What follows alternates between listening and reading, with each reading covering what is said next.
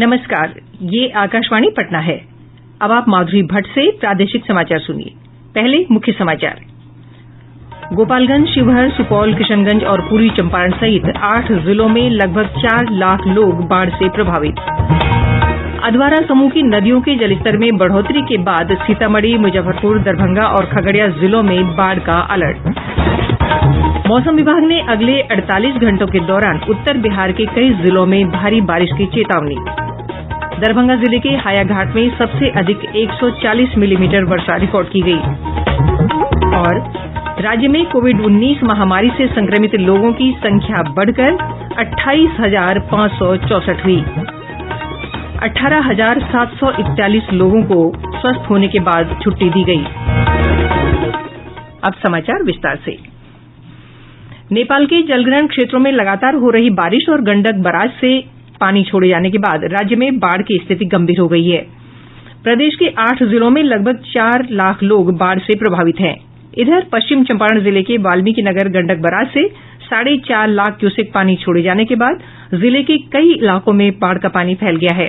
जिले में गंडक किनारे बसे ठकराहा, भितहा, मधुबनी और पिपरासी प्रखंडों के 70 गांवों में बाढ़ का पानी फैल गया है। एनडीआरएफ और अन्य एजेंसियों द्वारा फंसे हुए लोगों को सुरक्षित स्थानों पर पहुंचाया जा रहा है। गोपालगंज जिले के बैकुंठपुर प्रखंड सहित कई निचले इलाके बाढ़ से प्रभावित हुए हैं। राज्य सरकार ने बाढ़ को लेकर मुजफ्फरपुर, सारण और वैशाली जिले के अधिकारियों को अलर्ट रहने के लिए कहा है। पूर्वी चंपारण जिले में सुगौली प्रखंड में सिकरना नदी के जलस्तर में बढ़ोतरी के कारण कई पंचायतों में बाढ़ का पानी प्रवेश कर गया है। इसके चलते लोगों को ऊंचे स्थानों पर शरण लेनी पड़ी है। दरभंगा जिले में अधवारा समूह की नदियों का पानी बढ़ने से केवटी, दरभंगा सदर, बहादुरपुर और सिंहवाड़ा प्रखंड के कई गांव प्रभावित हुए हैं।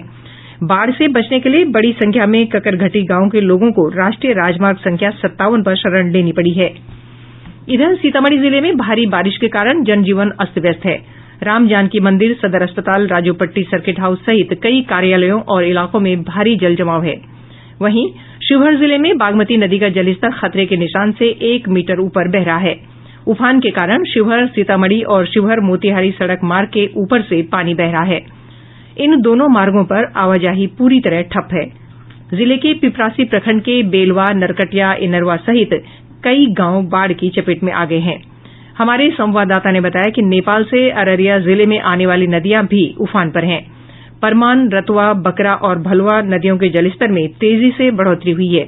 इधर अररिया के ताराबाड़ी बेंगा डायवर्जन पर बाढ़ का पानी 3 फीट ऊपर तक बह रहा है, जिससे इस मार्ग पर आवाजाही ठप है और सिकटा प्रखंड के 1 दर्जन से अधिक गांवों का संपर्क प्रखंड मुख्यालय से कट गया है। केंद्रीय जल आयोग से प्राप्त जानकारी के अनुसार गंडक, बूढ़ी गंडक और बागमती नदी का जलस्तर तेजी से बढ़ रहा है।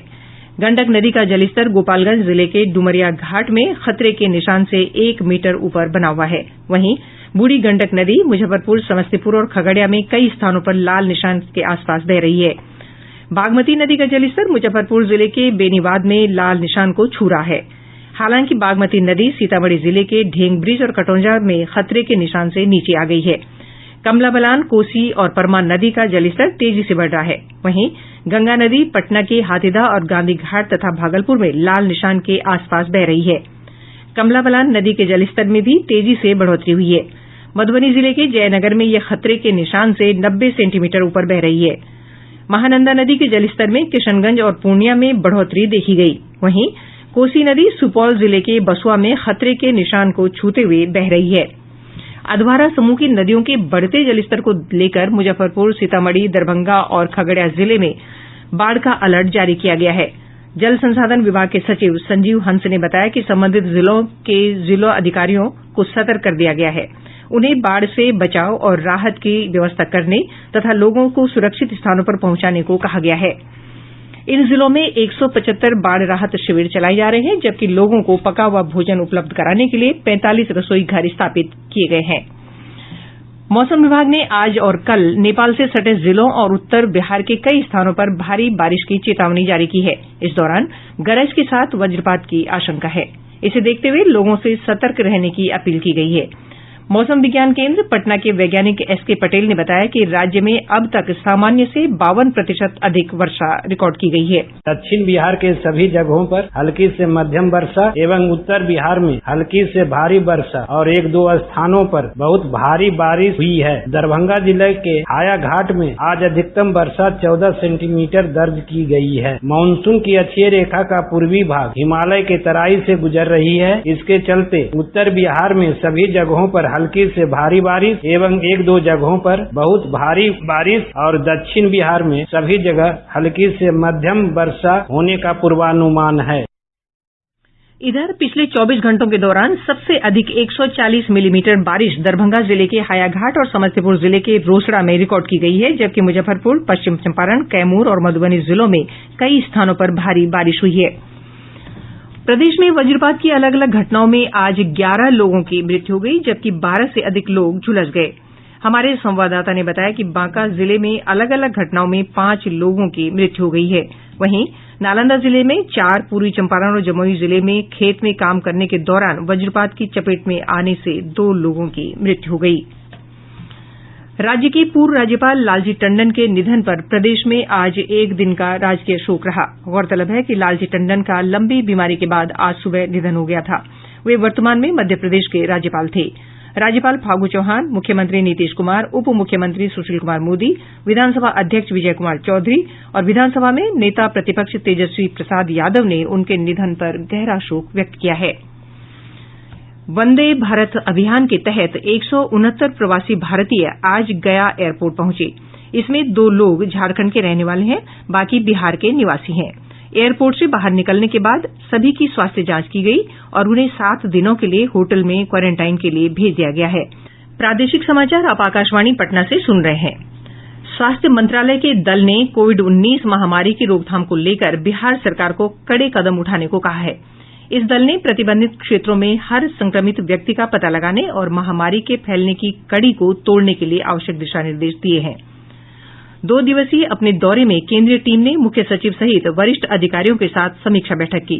इसके अलावा इस दल ने पटना और गया में कोविड-19 नोडल अस्पतालों में उपलब्ध सुविधाओं का जायजा लिया। दल के सदस्यों ने होम क्वारंटाइन में रह रहे लोगों को कोविड-19 से संबंधित आवश्यक दवाएं उपलब्ध कराने के निर्देश दिए। इसके बाद राज्य सरकार ने होम क्वारंटाइन में रह रहे लोगों को दवा की किट उपलब्ध कराने का फैसला किया है। प्रदेश में कोविड-19 महामारी से संक्रमित लोगों की संख्या बढ़कर 28,564 हो गई है। स्वास्थ्य विभाग के अनुसार जांच के बाद 1109 नए मामले सामने आए हैं। सबसे अधिक 130 नए मामले पटना जिले में पाए गए हैं। वहीं मुजफ्फरपुर में 111 मामलों की पुष्टि हुई है। इसके अलावा गया जिले में 108, रोहतास में 67 और वैशाली जिले में 76 संक्रमण के मामले सामने आए हैं। अब तक 18,741 लोग इलाज के बाद स्वस्थ हो चुके हैं। वहीं 9,624 लोगों का इलाज चल रहा है। अब तक राज्य में पटना सबसे अधिक प्रभावित जिला है। यहां 4,000 से अधिक लोग संक्रमित पाए गए हैं, जबकि 32 लोगों की इस महामारी से मृत्यु हुई है। 65.61% लोग स्वस्थ हो चुके हैं। वहीं 217 लोगों की राज्य में इस महामारी से मृत्यु हुई है। कटिहार जिले के सदर अस्पताल में बड़ी संख्या में कोविड-19 मरीजों के आने के चलते पूरे परिसर को कंटेनमेंट जोन घोषित कर दिया गया है। इस अस्पताल के 8 डॉक्टर संक्रमित हो गए हैं। इधर जमुई जिले में बिहार ग्रामीण बैंक के रीजनल मैनेजर और कई अधिकारियों सहित 8 बैंक कर्मी कोरोना संक्रमित पाए गए हैं।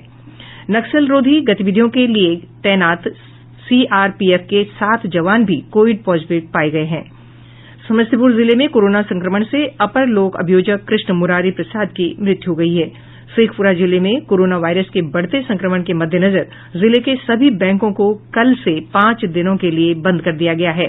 इधर अरवल जिले में लॉकडाउन के उल्लंघन के मामले में 3 दुकानों को आज सील कर दिया गया। वहीं जिले में संविदा पर कार्यरत स्वास्थ्य कर्मियों के अनिश्चितकालीन हड़ताल पर चले जाने के कारण इलाज की व्यवस्था ठप हो गई है। प्रदेश में लॉकडाउन के उल्लंघन के मामले में अब तक 3 करोड़ 82 लाख से अधिक का जुर्माना वसूल किया गया है। पुलिस मुख्यालय से प्राप्त जानकारी के अनुसार 1 जुलाई से अब तक 16,000 वाहन जब्त किए गए हैं। वहीं फेस मास्क नहीं पहनने पर 72,000 लोगों से 36 लाख रुपए जुर्माना वसूला गया है। इधर देश भर में कोविड-19 के मामलों की संख्या बढ़कर 11,55,000 से अधिक हो गई है। वहीं इस महामारी से 28,084 लोगों की मृत्यु हुई है। स्वास्थ्य मंत्रालय के अनुसार अब तक 7,24,578 लोग कोरोना संक्रमण से ठीक हो चुके हैं। ठीक होने वालों की दर बढ़कर 62.72% हो गई है। राज्य सरकार ने कहा है कि कोविड-19 महामारी के इलाज के लिए अस्पतालों की संख्या बढ़ाई जाएगी। मुख्यमंत्री के सचिव अनूप कुमार ने संवाददाताओं को बताया कि राज्य में अभी कोविड-19 महामारी के लिए कुल 3 नोडल अस्पताल बनाए गए हैं। वहीं अन्य 6 मेडिकल कॉलेज अस्पतालों में कोविड-19 के इलाज के लिए 100 बेड के अलग कोरोना ब्लॉक बनाए जाएंगे। उन्होंने कहा कि निजी अस्पतालों में इस महामारी के इलाज की व्यवस्था हो सके, इसके लिए जिलाधिकारियों को समन्वय समिति स्थापित करने का अधिकार दिया गया है। इधर राज्य सरकार ने पटना सिटी स्थित गुरु गोविंद सिंह अस्पताल को एनएमसीएच तथा बिहटा के नवनिर्मित ईएसआईसी मेडिकल कॉलेज अस्पताल को एम्स पटना से जोड़ने का निर्णय किया है। इस बीच मुख्यमंत्री नीतीश कुमार की अध्यक्षता में कोविड-19 महामारी की स्थिति को लेकर मुख्य सचिव दीपक कुमार और अन्य अधिकारियों के साथ उच्च स्तरीय समीक्षा बैठक हुई। बैठक में अधिकारियों को कई आवश्यक निर्देश दिए गए। वरिष्ठ चिकित्सक डॉक्टर एके वार्ष्णेय ने बताया कि रैपिड एंटीजन टेस्ट कराने से परिणाम जल्दी आ जाते हैं और संक्रमित लोगों को समय पर इलाज की सुविधा उपलब्ध होती है। स्टैंडर्ड टेस्ट होता है वो आरटीपीसीआर होता है, उसमें वक्त लगता है, और रैपिड एंटीजन टेस्ट का ये फायदा है कि ये हमको 15 से 20 मिनट में जो है रिपोर्ट हमें मिल जाती है। इसका एक एडवांटेज है कि अगर वो पॉजिटिव है फिर आपको दूसरे टेस्ट कराने की बिल्कुल भी जरूरत नहीं है। ये माना जाएगा कि आप पॉजिटिव हैं। अगर निगेटिव है तो उनमें भी पॉजिटिव कुछ परसेंटेज हो सकते हैं, तो उनमें फिर फाइनल कंक्लूजन के लिए हम आरटीपीसीआर करते हैं। अखिल भारतीय आयुर्विज्ञान संस्थान एम्स के निदेशक रणदीप गुलेरिया ने बताया कि स्वदेशी रूप से विकसित वैक्सीन का मानव परीक्षण एम्स में शुरू कर दिया गया है।